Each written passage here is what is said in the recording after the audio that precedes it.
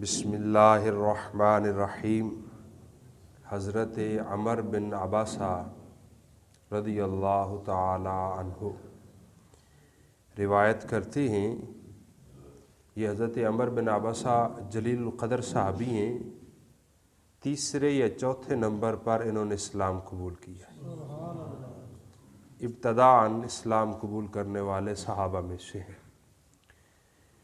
عرض کرتے میں نے نبی کریم صلی اللہ علیہ وآلہ وسلم سے پوچھا، آپ کے ساتھ آپ کے اس کام میں کون کون شامل ہے؟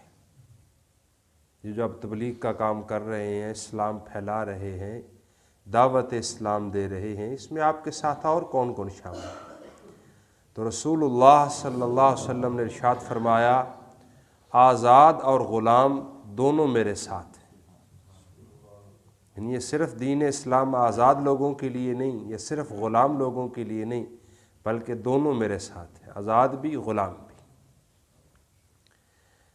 پھر میں نے عرض کیا، اسلام کیا ہے؟ رسول اللہ صلی اللہ علیہ وسلم نے ارشاد فرمایا، پاکیزہ گفتگو کرنا۔ اللہ اکبر۔ پاکیزہ گفتگو کرنا اور بھوکھوں کو کھانا کھلانا۔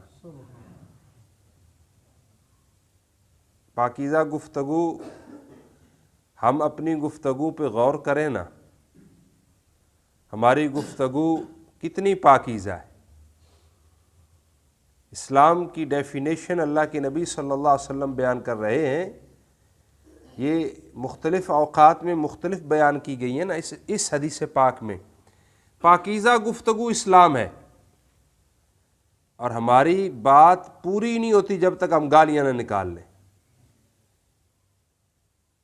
ایسے بھی میں نے لوگ دیکھے ہیں، آپ بھی ملتے ہوں گے، جو ہر بات کے ساتھ اپنے آپ کو گالی نکال رہے ہوتے، دوسروں کو تو چھوڑے نا، اور وہ سمجھ نہیں پا رہے ہوتے کہ ہم کیا کر رہے ہیں۔ چلیں سب کو تو نہیں، ہم تو سمجھ سکتے ہیں نا کہ ہماری گفتگو جو ہے وہ کم از کم اتنی پاکیزہ ہو کہ وہ اسلام کی ترجمہ بن جائے۔ اسلام کیا ہے؟ فرمایا پاکیزہ گفتگو اور بھوکھوں کو کھانا کھلانا۔ پھر میں نے دریافت کیا، ایمان کیا ہے؟ فرمایا صبر کرنا، سخاوت کرنا، یہ ایمان ہے۔ پھر وہ عرض کرتے، میں نے عرض کیا، کون سا ایمان زیادہ افضل ہے؟ یہ کون سا مسلمان زیادہ افضل ہے؟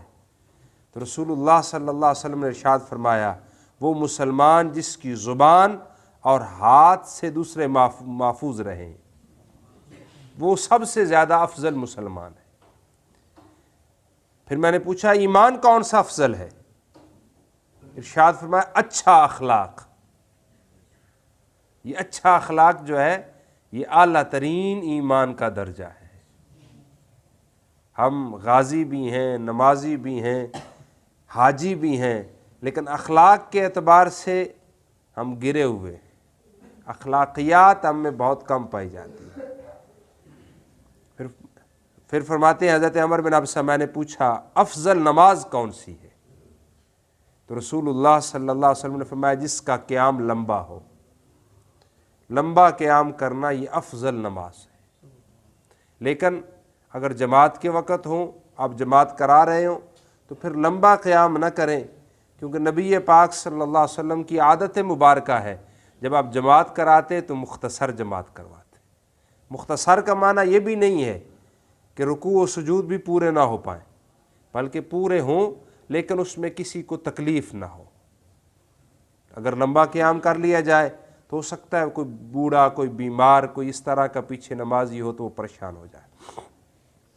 پھر فرماتے میں نے پوچھا افضل ہجرت کون سی ہے؟ یہ سوال کر رہے ہیں، اللہ کے نبی جواب دے رہے ہیں۔ فرمایا افضل ہجرت ان کاموں کو چھوڑ دے جو تیرے رب کو ناپسند ہے۔ یہ افضل ہجرت ہے، ان کاموں کو ہی چھوڑ دے جو رب کو پسند نہیں ہے۔ پھر میں نے دریافت کیا، کون سا جہاد افضل ہے؟ فرمایا جس کے گھوڑے کی ٹانگیں کاٹ دی گئیں اور جس کا خون بہا دیا گیا، یعنی وہ شہید ہو گیا۔ میں نے پوچھا گھڑیاں کون سی افضل ہیں، یعنی وقت کون سا زیادہ افضل ہے؟ نبی پاک صلی اللہ علیہ وسلم نے فرمایا آدھی رات کے بعد والا حصہ۔ یہ افضل ترین چیزیں حضرت عمر بن ابسہ نے دریافت کی، اللہ کے نبی نے بتائی۔ اللہ کریم کی بارگاہ میں دعا ہے خالق و مالک ہم سب کو عمل کی سعادت عطا فرمائے۔